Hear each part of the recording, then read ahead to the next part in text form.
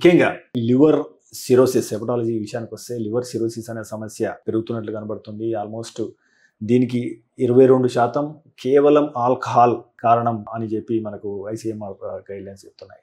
మన భారత్లో ముఖ్యంగా మన తెలంగాణ, ఆంధ్రప్రదేశ్లో ఈ మద్యపానంతోని లివర్ సిరోసిస్ వచ్చే అవకాశం పెరుగుతుందా, తగ్గుతుందా, అసలు ఎట్లా జరుగుతుంది, అసలు ముఖ్యంగా ప్రారంభంలో ఎందుకు పసిగట్టలేకపోతున్నాం?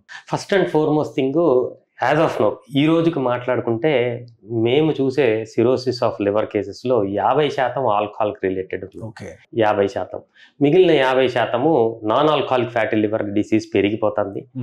హెపటైటిస్ బి, హెపటైటిస్ సి అనే వైరసెస్ ఇంకా దీర్ఘకాలికంగా లివర్ని డ్యామేజ్ చేస్తున్నాయి. ఈ ఇంకొక 45% కేసెస్ ఇయే చూస్తున్నాం. సో మొత్తంగా 95% alcohol, hepatitis B, hepatitis C and non alcoholic fatty liver disease.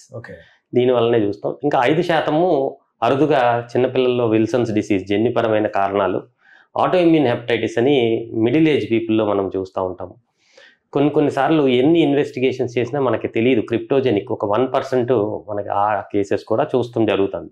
But as of now మీరు అన్నట్టు 50% ఆల్కహాల్ రిలేటెడ్ ఉన్నాయి. ఓకే, మీరు ఫ్యూచర్ అడిగితే డెఫినెట్గా ఆల్కహాల్ రిలేటెడ్ లివర్ డిసీజ్ తగ్గుతున్నాయి. Non alcoholic liver disease, non alcoholic fatty liver disease వల్ల cirrhosis పెరుగుతుంది. So ఎందుకు అంటే మనకి ఇండియాలో, భారతదేశంలో కానీ మన రాష్ట్రం, తెలుగు రాష్ట్రాల్లో కానీ మీరు చూస్తే డైటరీ ఫ్యాక్టర్స్ చాలా అబ్నార్మల్గా ఉన్నాయి. ఎక్కువ మందికి అబ్డామినల్ ఒబిసిటీ, పొట్ట యొక్క చుట్టుకొలత పెరిగిపోతుంది. ఇండియా మీకు ఆల్రెడీ తెలుసు, డయాబెటీస్ క్యాపిటల్ ఆఫ్ ఇండియా. డయాబెటీస్కి, నాన్ ఆల్కహాలిక్ ఫ్యాటీ లివర్ డిసీజ్కి డైరెక్ట్ కోరిలేషన్ ఉంటుంది. సో మనము నెక్స్ట్ 10 yearsలో చాలా ఎక్కువ non alcoholic fatty liver disease చూసే అవకాశము, ఈ అవగాహన రాహిత్యం ఎక్కువ ఉండటం వల్ల ఇంకా ఈ పెరిగే అవకాశం చాలా ఎక్కువగా ఉంది. మీరు తీసుకునే అదే మందులు, అదే నాణ్యమైన మందులు, కానీ సగం ధరకే.